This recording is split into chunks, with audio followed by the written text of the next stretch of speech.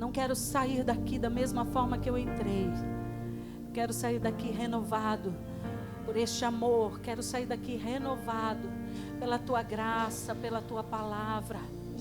Aleluia, tu és santo, Senhor. Pai, estou aqui. Olha para mim, desesperado por mais de ti. A tua presença é o meu sustento. A tua palavra, meu alimento, preciso ouvir a tua voz dizendo assim: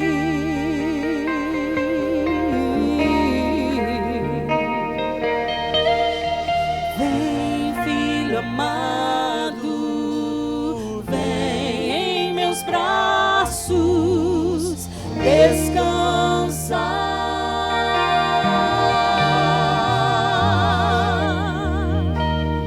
E bem seguro te conduzirei ao meu altar.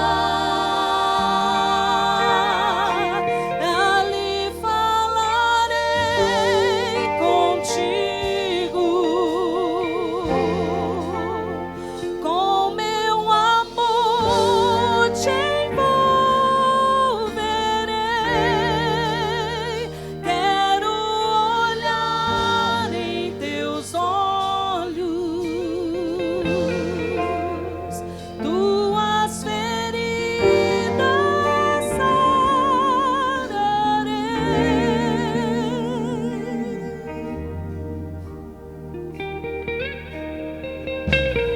Pai, estou aqui.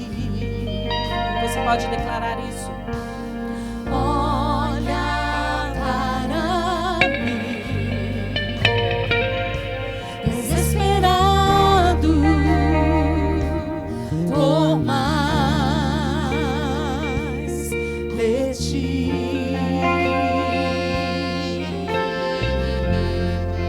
A tua presença é o meu sustento. A tua palavra, meu alimento, preciso ouvir a tua voz dizendo assim: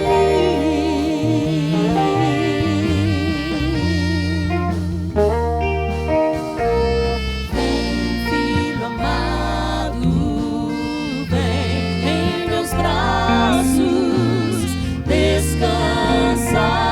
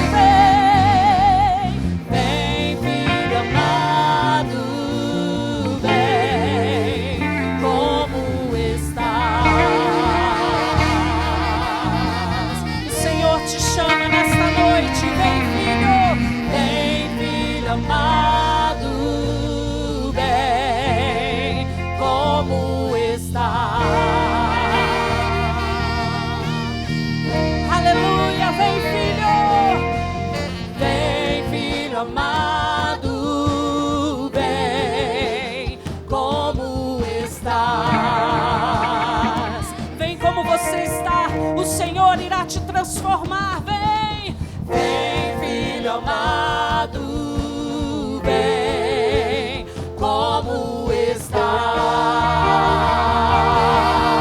Vem, meu filho, vem, filho amado, vem, como está.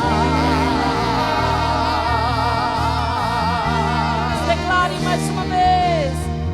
Vem, filho amado, vem, como está.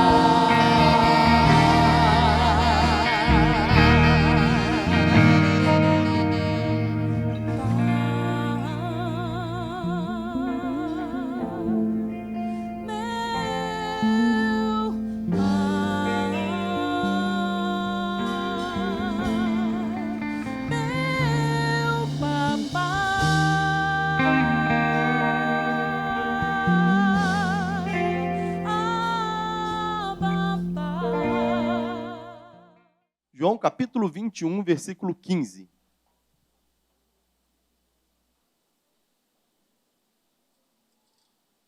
Se você trouxe a sua Bíblia, pode abrir, marcá-la aí.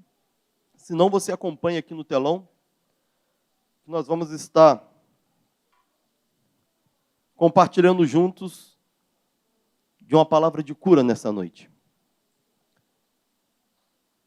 João 21, capítulo 21, versículo 15. Vamos ler até o versículo número 19. Diz assim: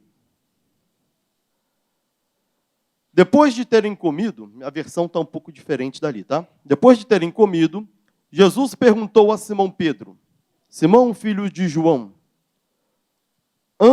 amas-me mais do que estes? Ele respondeu: sim, Senhor, tu sabes que te amo. Disse-lhe: apacenta os meus cordeiros. Tornou a perguntar-lhe: Simão, filho de João, amas-me? E ele respondeu: sim, Senhor, tu sabes que te amo. Disse-lhe Jesus: apacenta as minhas ovelhas.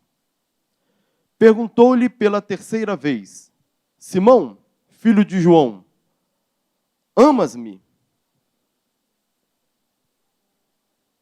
E Simão entristeceu-se por Jesus ter lhe perguntado terceira vez: amas-me? E respondeu: Senhor, tu sabes tudo, tu sabes que te amo. Disse-lhe Jesus: apacenta as minhas ovelhas. Em verdade te digo que quando eras mais moço, te cingias a ti mesmo e andavas por onde querias. Mas quando fores velho, estenderás as mãos e outro te cingirá e te levará para onde não queres.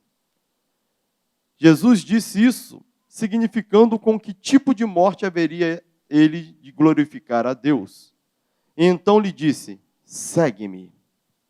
Amém.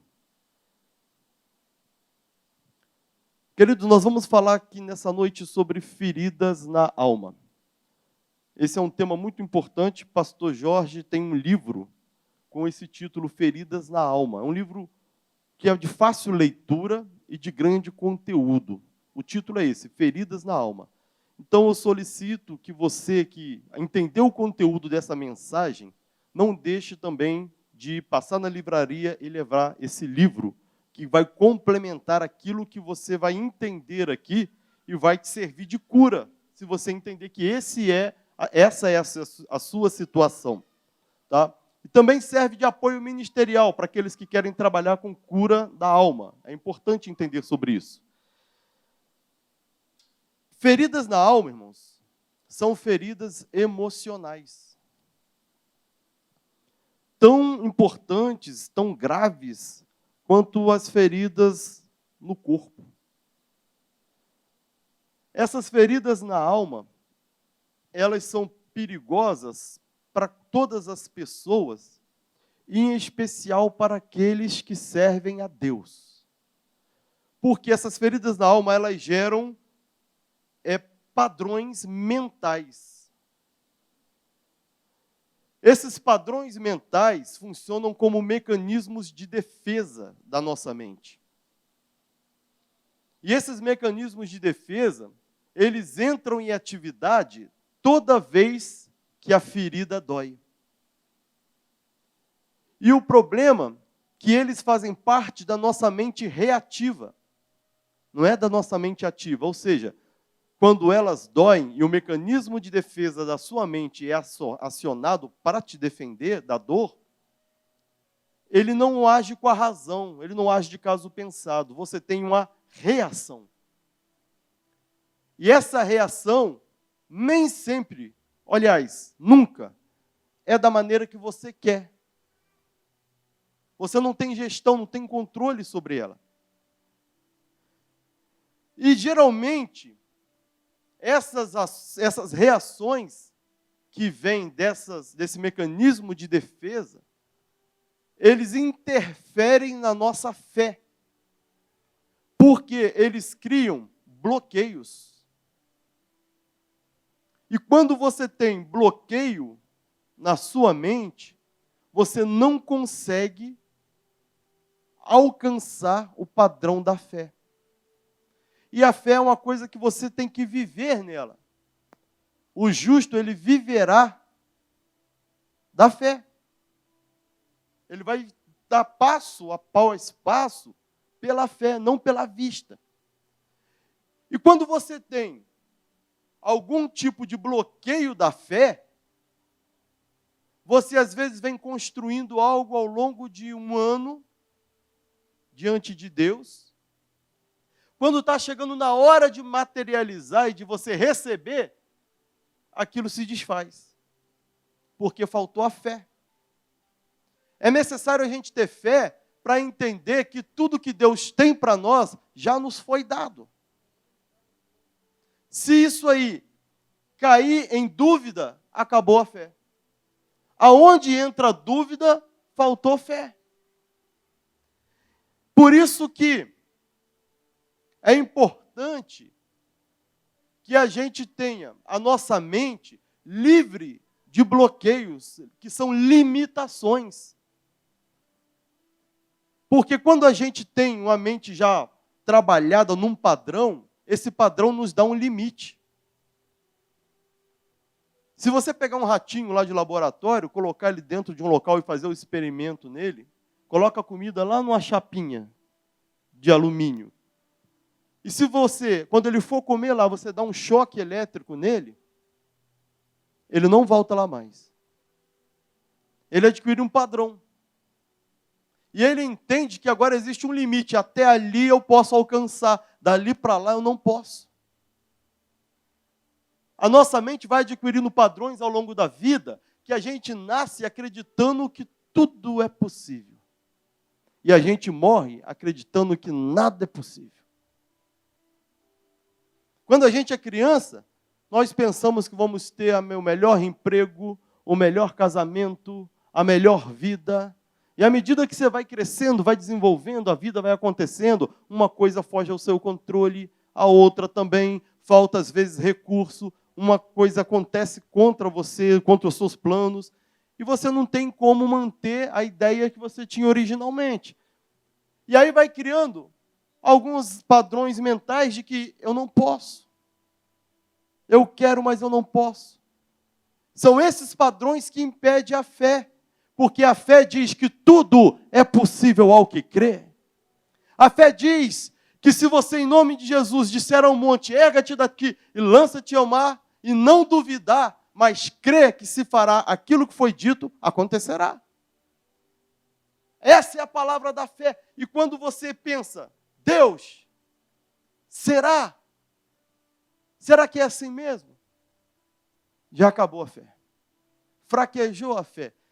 É como se a gente fosse Pedro, andando sobre as águas, e de repente a gente tira os olhos da fé de Jesus e começa a olhar para a tempestade. Imediatamente a gente começa a afundar. Então a gente está vivendo os nossos dias como Pedro. Tem hora que a gente salta do barco e sai andando sobre as águas, que é uma coisa maravilhosa. Mas tem hora que você tem que esticar a mão para Jesus segurar nela, senão você afunda. É assim ou não é? Cheio de altos e baixos, tem dia que você está com certeza, mas tem dia que chega dúvidas. Então, toda vez que você é acionado na sua ferida, você cria uma defesa. Quando você cria uma defesa, você estabelece padrões. Quando você estabelece padrões, você limita a fé. E quando você limita a fé, aquilo que já te está dado, você não alcança. É justamente por isso que o inimigo, ele nos ataca nas nossas feridas. Quando Jesus foi tentado pelo diabo no deserto, a primeira tentação que o diabo usou para chegar perto dele foi: se tu és filho de Deus, manda que essas pedras se transformem em pães. Por quê? Porque estava escrito assim: tendo jejuado 40 dias e 40 noites, Jesus sentiu fome. Então, qual era a demanda naquele momento de Jesus? Comida. Ele estava com fome, a fragilidade dele era essa. E o diabo, ele vai assim, ele vai justamente na demanda do momento. Então, ele fica te sondando para descobrir aonde você tem feridas na alma. E na hora que ele descobre onde estão as feridas na sua alma, é lá que ele vai meter o dedo. Às vezes, vai direto, às vezes vai indiretamente, usando alguém. Usando alguém para chegar lá e te atingir exatamente no seu ponto mais vulnerável. Porque o diabo, ele não brinca de fazer o serviço dele. Ele veio para roubar, matar e destruir. E ele faz isso 24 horas por dia com muito zelo. Ele não quer jogar para perder. E aí então ele fica ao nosso derredor, nos observando. Para que na hora que a gente der brecha com as nossas feridas, ele atacar. E ele sabe que se ele te atacar, você vai entrar com a defesa. E se você entrar com defesa, seu coração fecha, sua mente bota limite. E aí aquilo que ele mais teme, que é a sua fé, ele consegue derrubar. Não tem nada que o diabo tema mais do que um crente que tem fé. Porque ele sabe que se o filho estiver ligado e tiver fé, 1000 cai ao teu lado, 10.000 à tua direita, mas tu não é atingido. Ele sabe que se você tiver fé, você vai dar ordem, vai dar decretos ao mundo espiritual, e o diabo, estando no mundo espiritual, ele é obrigado a acatar. Ele sabe que se você estiver na fé, você está nascido de Deus. E quem é nascido de Deus, o diabo não lhe toca. Ele sabe de tudo isso. O trabalho dele é só paralisar sua mente. Ei, já passou, já deu. Agora ninguém vai te ouvir mais. E se você deixar ele tocar na ferida, você só vai fazendo igual uma ostra, se fechando, se fechando, se fechando. E a fé, que é a arma que já está disponível para você, você não consegue usar. Por isso o diabo tem tanto zelo em nos atacar exatamente em nossas feridas. E para isso ele quer descobrir onde estamos ainda feridos. Existem duas formas de se obter ferida na alma. Duas. A primeira, trauma. A segunda, convivência. Quando você sofre algum trauma na sua vida, fica uma ferida. O que é trauma? Trauma é um episódio, é um acontecimento que ele vem muito forte. E a nossa psique, ela é uma estrutura. quando esse golpe desse acontecimento vem muito forte, a gente diz que quebra a funcionalidade da estrutura. Por isso que tem o nome de trauma, que é a mesma coisa que quebrar um osso. Trauma, traumatismo. Quando você sofre um episódio de impacto negativo, você sofreu um trauma. E esse trauma deixa feridas na alma. Pergunta para quem passou uma vergonha em público. Pergunta para quem passou por algo que o escandalizou. Pergunta para quem passou por um episódio pesado de perda de ente querido, de pessoas que amam. Pergunta. Pergunta se dá para esquecer. Mas como é que você vai conviver com essa dor, ou com essa humilhação, com esse sofrimento? Não vai. Então a sua mente vai ter que estabelecer mecanismos de defesa. E essas fortalezas que a gente cria para nos defender, nos colocam limite. Elas são construídas para impedir que outro episódio daquele nos invada. Só que ela não faz só isso, ela também impede que aquilo que está dentro de nós possa sair. Ela impede que a nossa fé possa ser colocada para fora. Por isso elas não são boas. Porque elas nos atrapalham. E o diabo sabe que se ele colocar traumas, ou se aproveitar dos traumas que a vida te deu, ele consegue barrar o seu agir. Outra forma, convivência. Tem gente que nunca sofreu trauma nenhum, glória a Deus por isso. Mas tem convivência, as convivências nos levam a padrões mentais.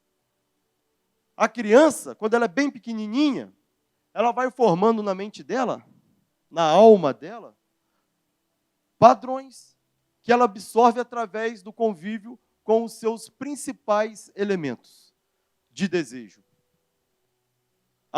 Primeiramente, a mãe, ou quem faz a função da mãe, a função materna, depois o pai. Quando ela nasce, ela se apega a quem faz a função materna. Com 3 anos de idade para frente, ela se apega também à pessoa que faz a função paterna. São necessidades psicológicas para o desenvolvimento. E ela vai absorver desses relacionamentos com esses outros uma autoimagem. É ali que ela vai aprender quem ela é. É ali que ela vai ter uma ideia de existência. Isso é tão forte que quando você nasce, você não sabe nem diferenciar o que é seu corpo e o que é o braço da mãe que está te segurando. É quando você vai tendo os cuidados parentais, troca uma fralda, mamadeira, aí você vai entendendo, isso aqui sou eu, isso aqui já não é. Até lá, você está tão simbiótico com a mãe, com o outro, com o ambiente, que você nem distingue quem é você. E a partir disso, você vai construindo uma identidade. Eu sou eu.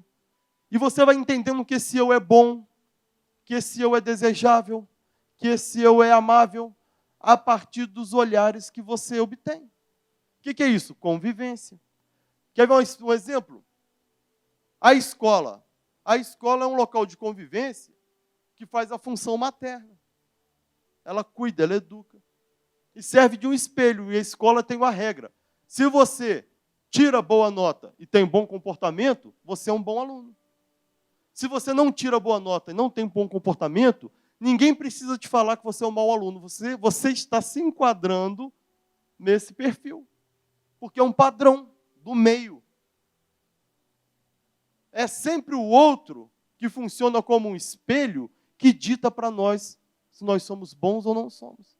Convivência. Isaías, no capítulo 6, ele relata a visão em que ele viu os serafins cantando Santo, Santo, Santo é o Senhor dos Exércitos. Toda a terra está cheia da sua glória. E a reação dele, quando viu aquilo, foi dizer, ai de mim, porque eu vou perecendo. Eu sou um homem de lábios impuros e habito no meio de um povo de impuros lábios. Olha que diferença de visão. Os serafins olham para a terra e diz, está cheia de glória. Isaías olha para a terra e diz, está cheio de impureza. Como assim, se a terra era a mesma? A diferença estava na visão. E por que a visão era diferente? Por que os serafins viam glória e por que Isaías via impureza? Ele mesmo dá a resposta. Eu habito no meio de um povo de impuros lábios. Então ele só via impureza. A companhia dele era essa. Agora, quem era a companhia dos serafins? Deus. E ele estava diante do trono de quê? De glória. Quem anda com glória, irmão, para onde ele olha, ele só vê glória. Se você está andando com gente que só vê derrota, daqui a pouco a sua mente pega esse padrão e você só vai ver derrota. Não dá para você querer ser uma pessoa que ora se você não andar com gente que ora. Não vai dar para você andar com gente, ser uma pessoa que é positiva, que decreta vitórias, se você anda com gente que é negativa, que só decreta derrota. Então a convivência, ela cria padrões que são estabelecidos na nossa mente. Aí quando você chega no culto, se você não se converter, não se transformar em outra pessoa, você vai continuar aqui ouvindo palavra de bênção, ouvindo palavra de vitória, tomando posse dela, sentado na cadeira, mas quando você passar da porta para fora, você vai dizer, será? Você corre o risco de voltar na mesma ideia de que não vai dar. Não vai dar certo nessa noite, eu quero decretar na sua vida, não vai dar certo não, já deu certo. Já deu tudo certo, o que Deus falou sobre a sua vida se cumpre. Ah, mas o caminho, mas o percurso, não interessa como, nem por onde, nem quando virá. Uma coisa é certa, se Deus falou, vai se cumprir. E eu vou insistir decretando no mundo espiritual, é o meu papel de profeta, decretar que sobre a sua vida, a vitória do Senhor já aconteceu. Já está decretado, já está acontecendo. Tudo que aconteceu de negativo aí para trás vai te servir de aprendizado, porque daqui para frente agora é só vitória. Porque nós servimos a um Deus que habita em nós. E Ele nunca perdeu uma batalha, Ele não conhece derrota. Portanto, nessa noite, queira o diabo ou não, mova-se o inferno ou não, a palavra de Deus sobre a minha vida e sobre a sua vida está cumprida.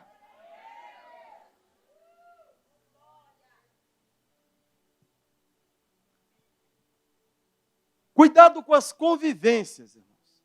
Não estou pedindo aqui para você cortar amizade com ninguém. Mas quando a pessoa chegar, vigia.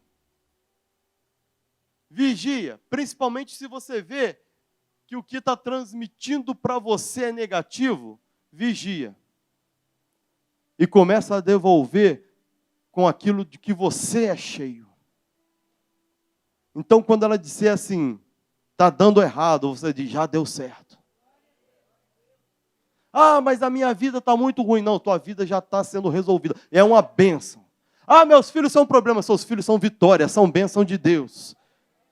Você pode ver Lázaro sepultado 4 dias. Você tem que olhar para o sepulcro e dizer assim, já ressuscitou. Tenham palavras prontas para serem empregadas para combater toda a palavra negativa que vier contra a sua vida. Porque assim como você pensa, você é. Então quem é filho de Deus? Levanta a mão aí. Filho de Deus conhece derrota, irmão? Então a sua vida é a sua vitória. Diga para a pessoa que está do seu lado, a tua vida é a sua vitória. E a minha também.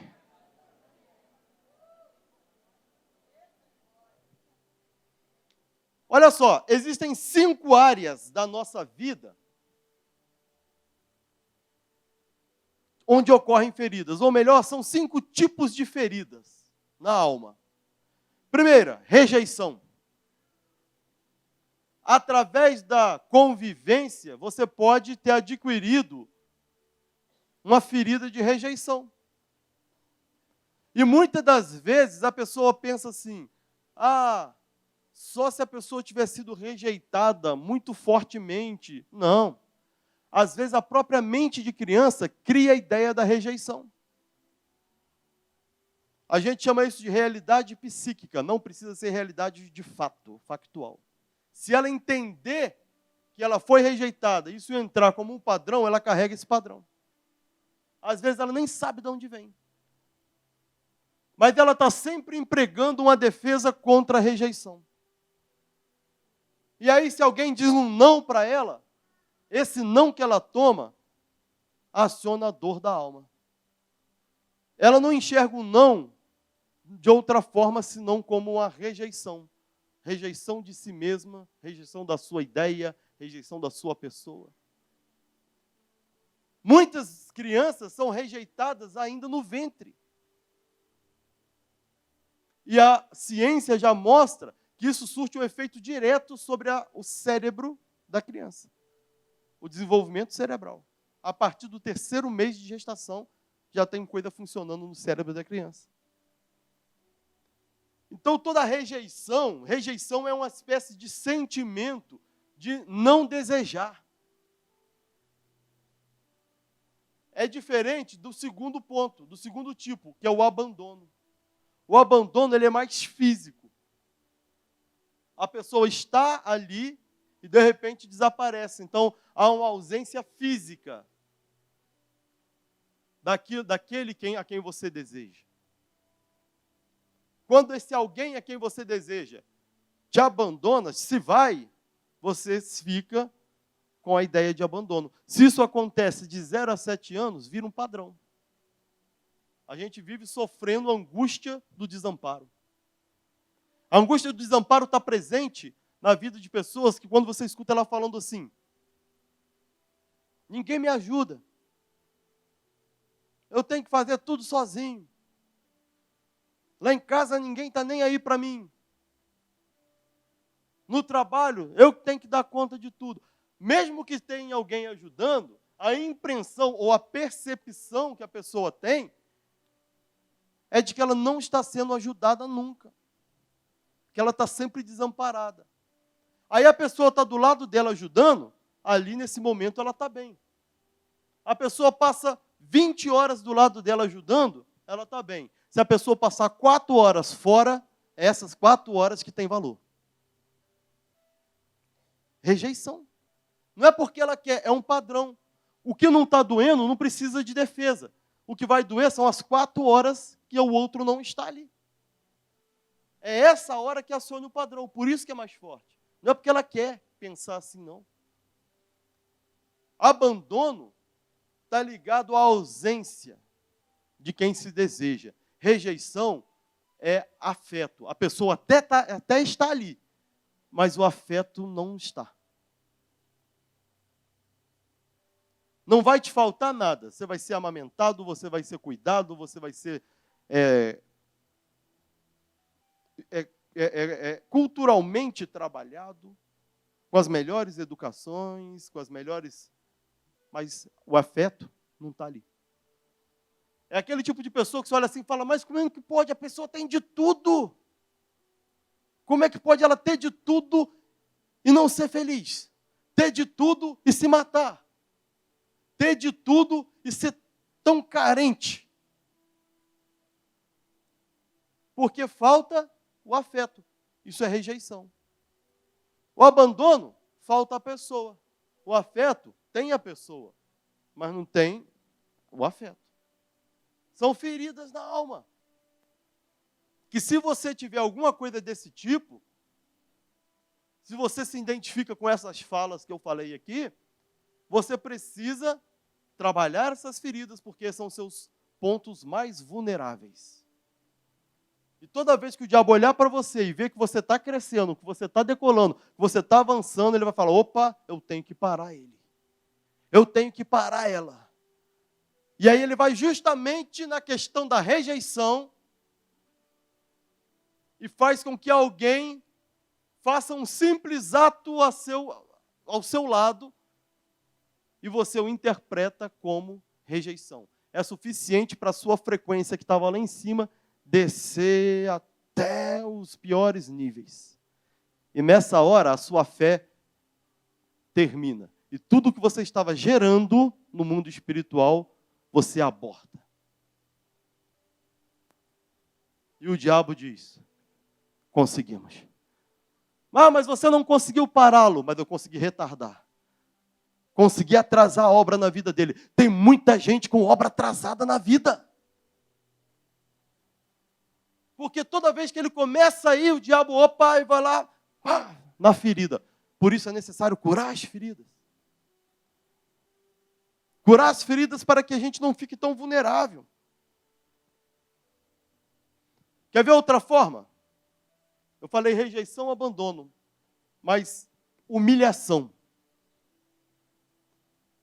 Humilhação, quem foi humilhado pelo outro, principalmente por aquele que você deseja, quem foi humilhado tem ferida na alma. A pessoa pode até falar assim: não, eu perdoei, eu não ligo mais.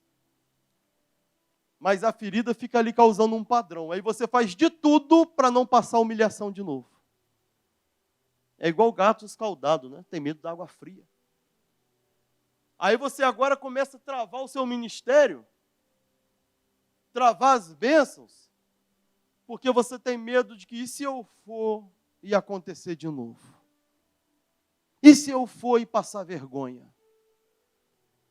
Porque você tem a ideia de que essa possibilidade de vergonha pode acontecer e isso dói. É igual o ratinho do choque. Outra forma, traição. Traição, ela é a raiz da ingratidão.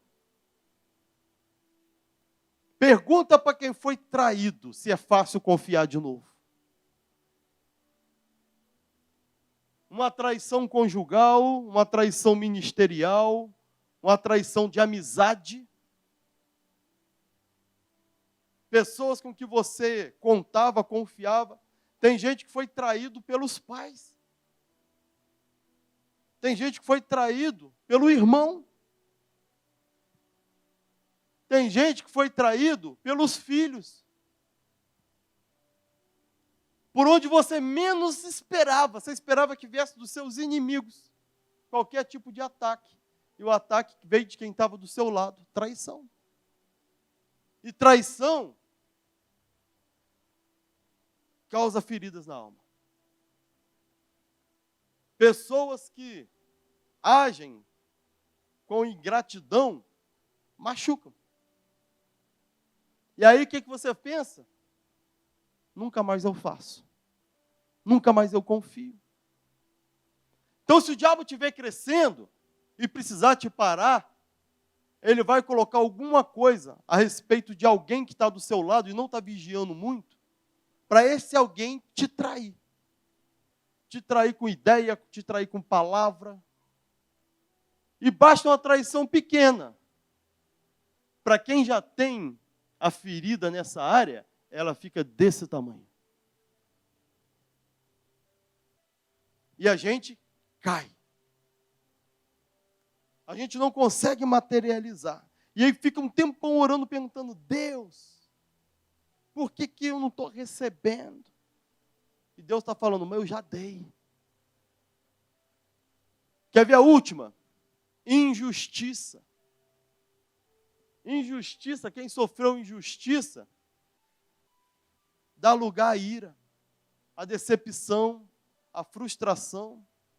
E ele começa a se achar injustiçado. Quando você começa a se achar injustiçado, é nisso que você se torna. Porque assim como o homem pensa, ele...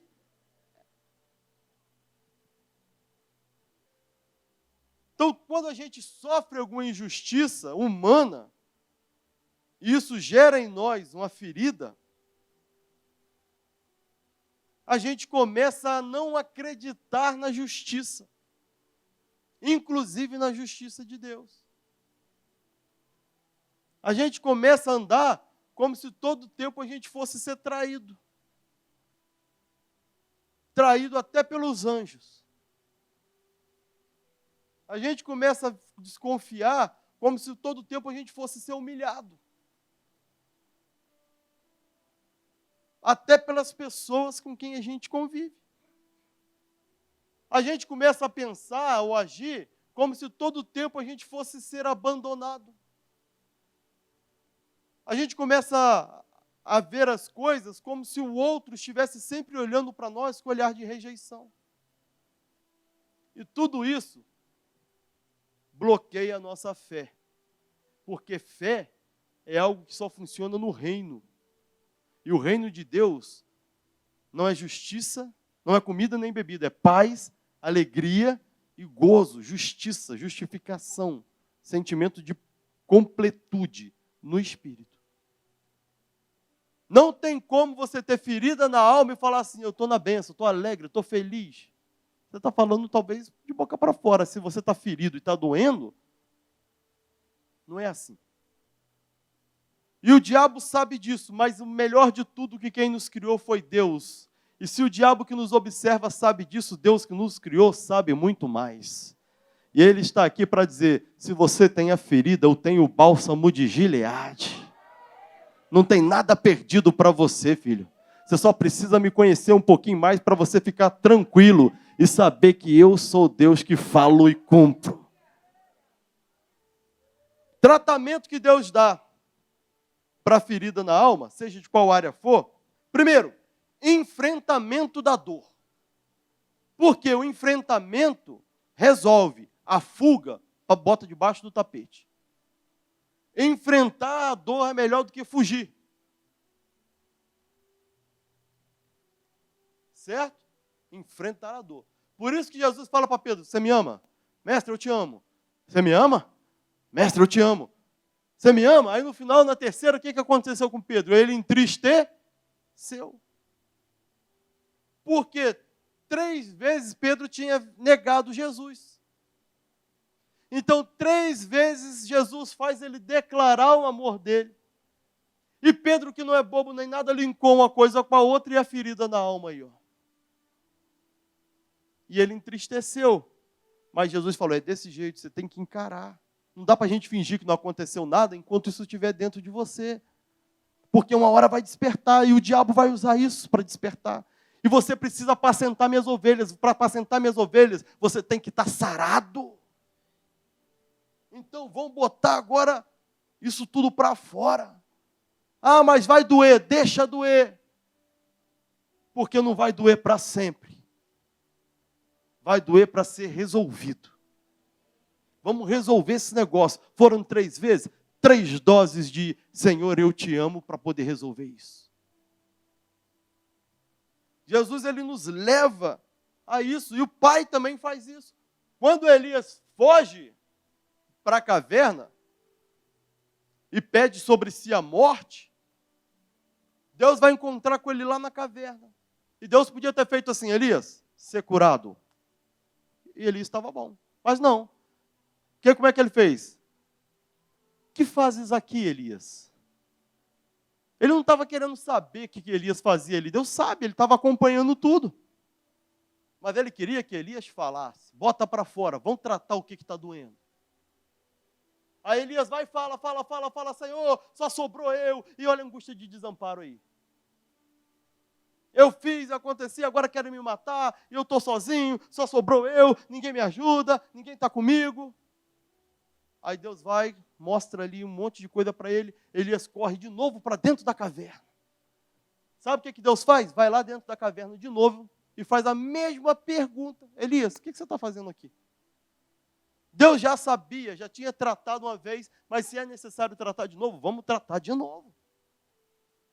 Aí Elias dá a mesma resposta, Deus. Só tem eu, só sobrou eu. Aí Deus fala, Elias, você está enganado, ainda tem 7.000 que não se dobraram diante de Baal. Você pensa que é só você, mas não é só você não. Teve gente que não foi sustentado pela viúva, teve gente que o corvo não levou a carne, teve gente que não teve suprimento de Deus, do ribeiro, e ainda assim está lá fiel. Você não é o único não. Tem mais gente igual a você, e são anônimos, nem apareceram, mas eu conheço cada um deles. São 7.000. Deus sabe. Deus sabe de tudo, Ele está te vendo onde você está. Ele sabe o que você passa lá sentado naquela mesa, atrás daquela mesa, naquela cadeira, o dia inteiro trabalhando, fazendo, pensando, e Ele está sabendo o que está passando no seu coração. E o que Ele está preparando para você, você nem pode imaginar o tamanho. Mas Ele está te dizendo, vamos tratar as feridas, porque essa brecha aí é um impedimento. Vamos tratar essa ferida, porque isso aí vai atrapalhar. Mas na hora que tiver curado, ninguém para mais você. Porque você é meu filho, parece comigo. Você é minha filha, parece comigo. E ninguém me para, porque eu sou Deus. É desse jeito. Segunda coisa para fazer tratamento, além de enfrentar, morte do eu, do ego. Jesus fala para Pedro assim, ó, quando você era moço, você fazia o que te dava na telha. Agora que você é velho, quando você for velho, você vai ter que esticar o braço para os outros te vestir. Você vai ter que ser carregado para onde você não quer ir. Seu orgulho acabou. É necessário você entender que o orgulho vai acabar mesmo qualquer hora. Uma hora vai ter que acabar. Então não vale a pena você viver agora dizendo, não, eu não libero perdão. Não, eu libero perdão, mas não quero mais falar com ele. Se ele quiser, ele tem que me pedir perdão. Precisa matar o velho homem. Jesus falou sobre isso, comparou isso à morte. Ele comparou isso à própria morte dele. A morte que ele havia de passar, e essa morte glorificaria a Deus. Você sabe que quando você morre na carne, você glorifica a Deus? Eu não estou falando de morte física, eu estou falando de morte do ego. Morte do seu ego. Quando você pega o velho homem, que você pensa que é muita coisa, mas não é nada. O velho homem é cheio de ferida na alma. Quem aqui nunca passou por nada disso que eu falei, não existe. Todo mundo já passou. Ninguém teve infância perfeita, ninguém teve família perfeita, ninguém é pai perfeito, ninguém é mãe perfeito, e ninguém tem uma mente perfeita para entender tudo da melhor maneira possível, ainda que quando criança. Então, todo mundo tem algo a ser tratado. Mas se o ego não for derrubado, a gente não admite. Mas daí quando a gente reconhece que todas essas coisas nos afetam, aí a gente se entrega. E é nessa hora que a gente morre. E quando a gente morre, o Filho ressuscita em nós. E isso glorifica a Deus. Então a gente tem, para tratamento da ferida da alma, enfrentar o problema de cara, matar o nosso ego e a nossa vaidade e seguir a Jesus. A última palavra dele para Pedro com tudo isso foi, segue-me. Ou seja, faça como eu, me acompanha, se torne filho de Deus. Porque esse lugar eu já te dei na cruz do Calvário, mas você tem que andar nele. É um caminho que eu já abri para você, mas você tem que andar no caminho. É a porta que eu já abri para você, mas você tem que passar pela porta. Segue-me, ou seja, olha para Jesus, mira Jesus e diz, eu sou assim. E começa a focar só nele. Vai focando só nele.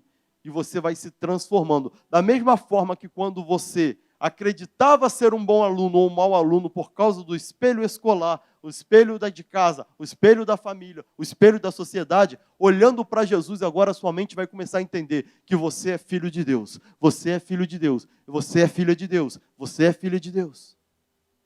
Se você acordar todo dia se tornando filho de Deus, tudo que você pedir, crendo que já recebeu, será feito. E o nome disso é fé. viver pela fé.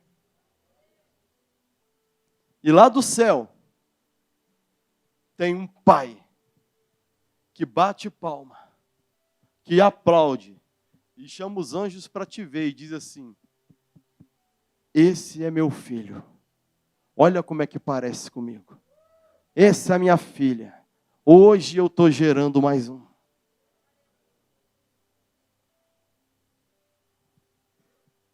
Feridas na alma só são curadas quando a gente troca de identidade. Não tem mais como você voltar lá atrás na sua história, nascer de novo da barriga da sua mãe e viver uma nova história, até porque nem seria garantia de sucesso. Mas necessário vos é nascer de novo, não da carne, mas do Espírito. A partir de hoje, você toma posse da sua nova identidade mais uma vez. Reconhece quem você é. Bate o pé no mundo espiritual e olha dentro dos olhos do adversário e diz para ele assim: eu sou lavado, remido, comprado pelo sangue do Cordeiro, sou filho de Deus, herdeiro do Senhor, embaixador do céu, portanto eu dou decreto aqui e acontece lá, e quando acontece lá, tem que acontecer aqui também, porque está escrito: assim é na terra como é no céu. Se é assim na terra como no céu, você pode entrar no céu e emitir decretos lá. Quando você emite decretos lá, a terra tem que acontecer aqui também. Mas só entra no céu quem tem a chave do reino. E a chave do reino foi dada para aqueles que são filhos de Deus. Nessa noite estamos aqui com o Espírito Santo para colocar a chave na mão de cada um de nós. Não é chave de casa, não é chave de carro, porque tudo isso é passageiro. Ele vai te colocar a chave do reino. E todas as outras coisas vos serão acrescentadas. Se você crê nisso, nessa fé, fica de pé em nome de Jesus. Aleluia. Eu quero que você feche os seus olhos agora.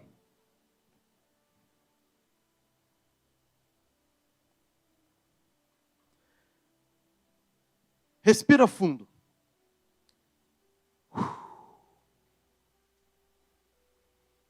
Fica em paz, fica calmo, tranquilo agora, já está tudo resolvido. Nós vamos fazer agora uma entrada no reino de Deus, para jogá-la por terra, aos pés da cruz, todas as nossas feridas. Talvez você tenha descoberto hoje que você tem marcas de rejeição, angústias de desamparo, abandono, traumas de traição. Talvez você tenha descoberto hoje que, sem você perceber, sua mente aciona esses mecanismos e te dá pensamentos que você nem gostaria de ter. Em nome de Jesus, eu declaro que isso termina agora.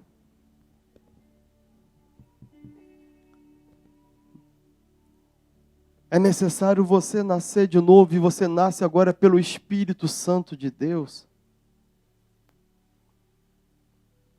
Vou pedir os pastores para vir aqui para frente para a gente orar. Antes de você sair do seu lugar,